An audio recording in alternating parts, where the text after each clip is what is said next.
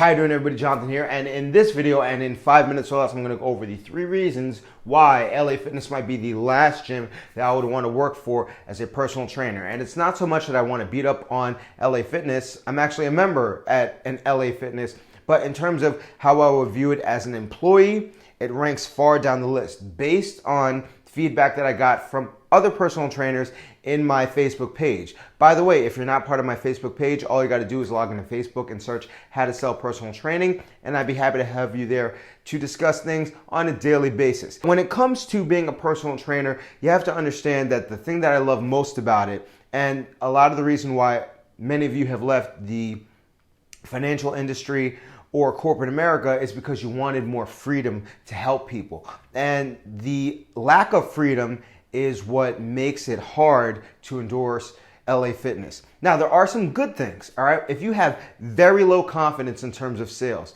LA Fitness is a great place to start because the sales responsibility doesn't fall as heavily on the trainer as it would at other gyms, where essentially you're just required to be there for a specific period of time, and then the sales staff will book your clients for you. The one caveat to that is you may have somebody that you would have never approached in a privately owned big box gym where you can kind of like choose your own clients, but you got to get them on your own. And that person may be put into your schedule and there's nothing you can do about it. So in that respect, there are positives and negatives. If you have very low confidence when it comes to sales and you're willing to deal with whatever is put your way, then fine. But let's talk about the 3 things that I feel irk me the most. Number 1 is going to be pay. LA Fitness is way low compared to other gyms in terms of starting salary, where you can expect $6 per session to start. All right, and sessions are a half hour, so that's essentially $12 per hour. But the most disturbing thing is the cap for your earning potential is much lower than you would find at other gyms, where at a 24-hour fitness, I found the cap to be upwards of $42 per hour. At LA Fitness, the highest cap that I heard of for a personal trainer was $24 per hour. So the pay is going to be low for LA Fitness. The second thing that bothers me is the fact that they really expect that you don't train anybody outside of LA Fitness. And they have to understand that they're not the only show in town, and people may not be looking for the typical experience that you'd find at a gym or at their gym. They do have a lot of equipment, which is great, but the layout may not work for, one person, or one person may be into bodybuilding or whatever the case may be, different hours.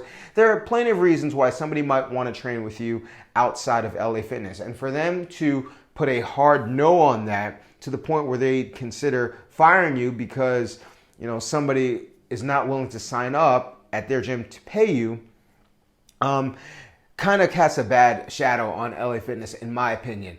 The most important reason why I would put LA Fitness at the bottom of my choices if I were going to work for a big box gym is the fact that you're not able to leverage. All right. So essentially, if you were at a privately owned big box gym and you were charging $60 per hour, or the gym was charging $60 per hour for personal training, you may get $30 of that. All right, but let's say you did a 2-for-1, okay? So instead of your clients paying $60 per hour, they're each paying $45. So you're bringing in $90 for the hour. Instead of getting $30 per session, maybe you'll get $45 or $50 per session at a privately owned big box gym.